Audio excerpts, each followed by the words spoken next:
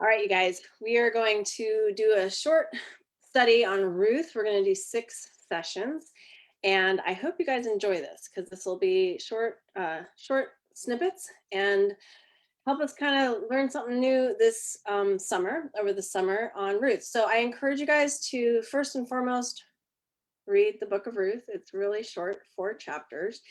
And what I'm going to do in this first one is just kind of go over some basics. So what we're going to do is do an inductive Bible study. So if you haven't done an inductive Bible study before, it's not super hard, but it can get kind of, I think part of the issue is that we are so used to like doing things that are guided. Whereas inductive study teaches you how to do it on your own whenever, right? You don't need somebody's commentary or somebody guiding you through. You can actually study the Bible well by just simply studying it. So, to give you just a little background on inductive Bible study and how to do it, I'm a word person and I like to think in terms of how to remember something. For the life of me, I can never remember the 3 words that the official inductive Bible study uses. I'm going to read them right now because I legit like never remember. It's observation, interpretation, and application. So I think there's the alliteration of the shuns at the end, like observation, interpretation, and application. But for me, I need something that I can kind of remember it by. So I use the word cup, and I use that from this perspective of I want to do this. I want to do inductive study because it will help fill my cup, right? Like we often talk about how do we fill ourselves up? How do we rejuvenate ourselves? And reading the Bible is a big way for that. So I want to fill my cup. So what that looks like is context is number one. Number two would be what is the universal truth? That's the U. And then P would be how does that work personally for me today? So again, observation would be context. So what is the big picture? What is the context? What does it mean to like everything? I have actual questions that you're going to ask. And then the interpretation would be your universal truth and the application would be your personal application for today. So how do we look at context? Well, context is just asking some questions like who, what, when, why, how, all those things. So who wrote it? Who was it written for? Why was it written? Like what was the main goal of the message? What did the writer hope to accomplish? Where was it written? Where was it received, right? Geographical locations. And when was it written? So just asking those questions can help you get a biblical or at least a context over the whole thing to understand how to then get into the interpretation or what is the universal truth. How do we take that context and apply a how this would always work throughout time in a universal truth. So how would the original hearer of the words interpret them? But then what is that cultural context within the text? And then what other passages in the Bible can be used to help interpret that, the one in question, right? So part of the thing about inductive Bible study is using the Bible to interpret the Bible. So again, we can't just take one verse and cherry pick something and say that's what it means when you have to look at the overarching story of the entire Bible. Okay, and then the third thing is application or your universal truth for today. How should you personally apply what you read? So it makes it easy to kind of do this outline. I would encourage you guys for resources to look up things like Blue Letter Bible is really good to look up Strong's Concordance. If you don't know what that is, it's just what is the original Hebrew say if it's you're in the Old Testament? What does the original Greek say if you're in the New Testament? Like what were those words and what did they mean? It's oftentimes not like how we would use a word today, which can get tricky, right? So having that at your fingertips is helpful. They even have an app. And then 2 other resources to get good Bible commentaries and books would be Ligonier Ministries and the Gospel Coalition. Those are 2 that I highly recommend. Ligonier is ligonier.org, ligonier.org, and then the gospelcoalition.org. And those are 2 excellent resources to find extra stuff, because typically inductive study, they don't want you using Bible commentaries, but you want to do your inductive study and then really use the commentaries and resources at your disposal to look up the context. And that's what I'm going to be sharing with you today in this short session is to think this through for a second. We're talking about Ruth. Ruth, the book of Ruth is just after Judges. And in a timeline, it would be just like right in there. Ruth was right in probably the second Judge is when people are estimating. And so if we understand what that was and what the time of the Judges was, think of it this way. I mean, I want to put you in her shoes for a second. So we're going to really cover context in these videos. If I were to go into her shoes, I would say, what was going on back then? You know, from an Israelite's perspective, right? The Hebrew nation, they were wandering in the wilderness for 40 years. Then they finally entered the promised land. And now they're in the time of Judges, and it's a train wreck.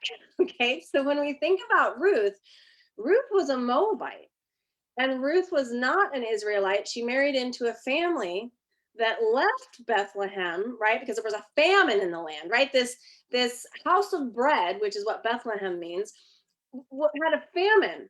And the family, right? So basically, Elimelech and his wife Naomi, with their two sons, left for Moab, which was a country that they were always fighting with.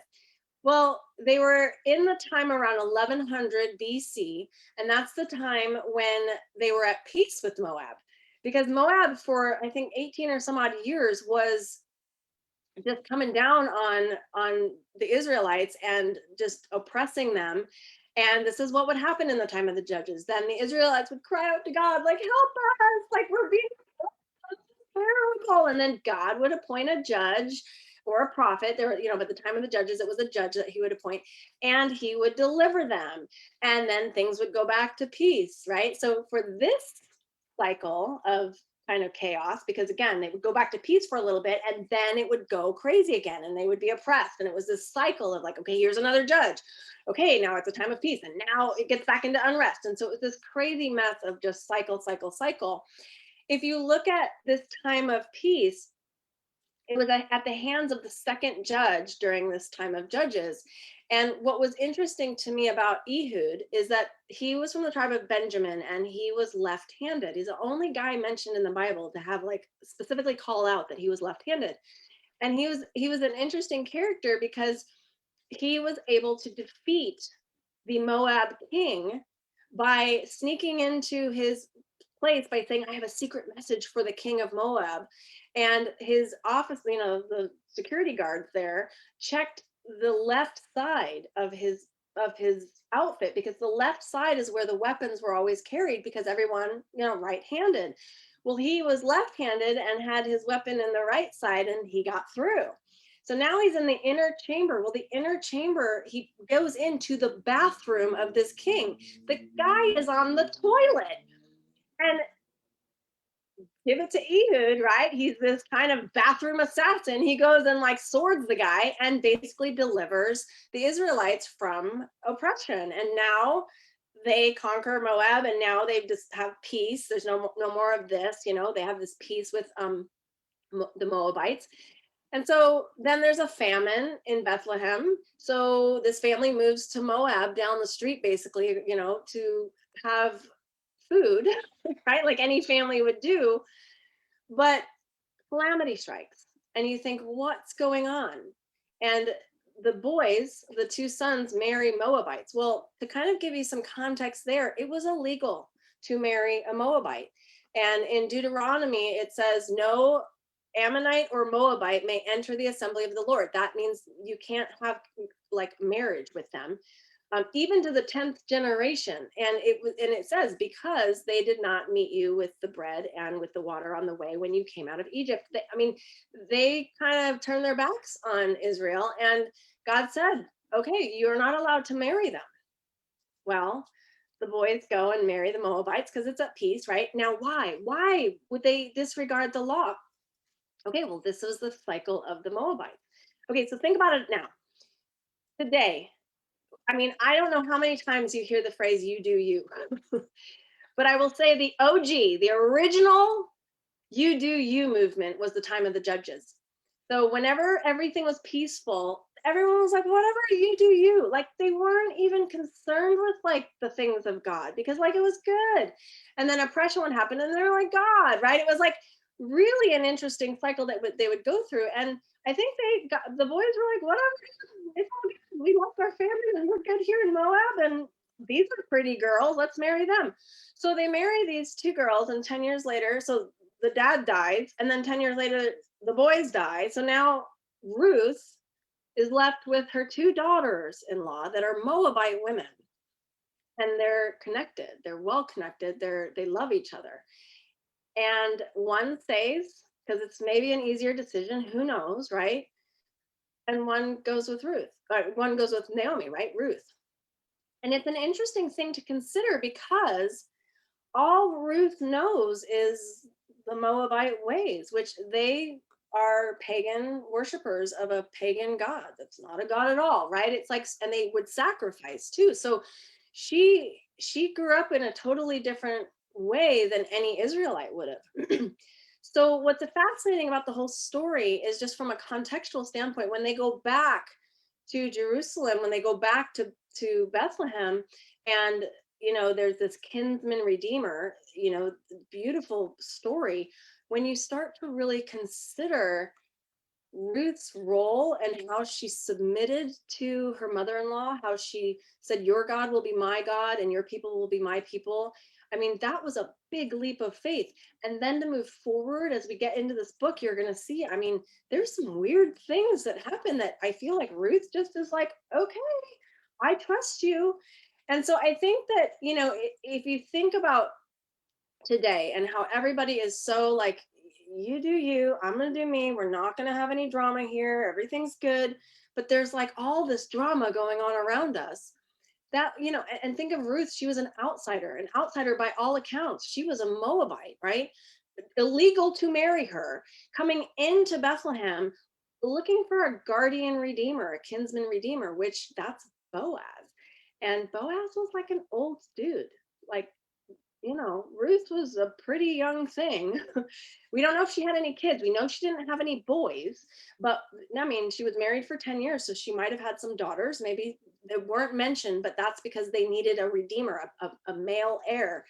And it's just a fascinating like love story, and a story of doing the right thing when it's nerve-wracking to do the right thing, of being obedient and being super super loyal.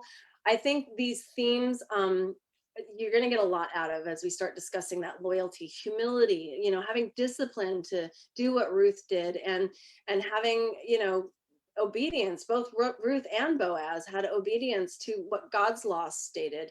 Just having honor, all of these things. So I'm excited to get into this with you, and I hope that this has given you a little bit of a helpful kind of overview, 30,000-foot view. And next week, we're going to get into more of an introduction of these themes and kind of what the names look like and why there's such an interesting thing when it comes to our names. So think about what it would have been like to be an outsider, going into a new land with all new culture, all new people, and only having Naomi, your mother-in-law, your Jewish mother-in-law, telling you what to do. Like, would have been pretty interesting. So I hope this was helpful, and enjoy studying Ruth because it is phenomenal.